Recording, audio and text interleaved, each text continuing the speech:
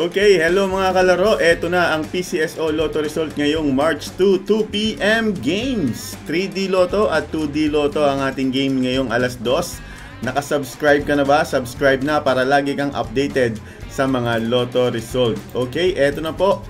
Hawakan ng ticket. Tayo po ay magsisimula na. Okay, check your tickets mga kalaro. Ang alas 2, 2 PM result ng 2D Lotto ngayong March 2 ay 10-26.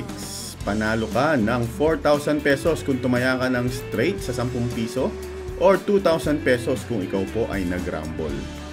Okay, handa na ang 3D Lotto. Pero bago yan, ini-invite ko po kayong tumaya ng Lotto sa aming Lotto Outlet. Meron po tayong ginawang Facebook page.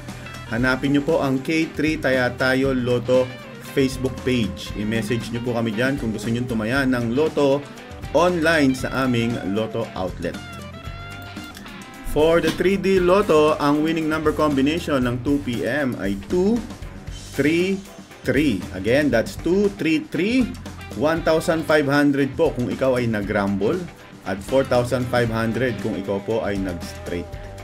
Thank you very much sa mga nanood po ng live. Magkita-kita po tayo mamayang alas 5 sa mga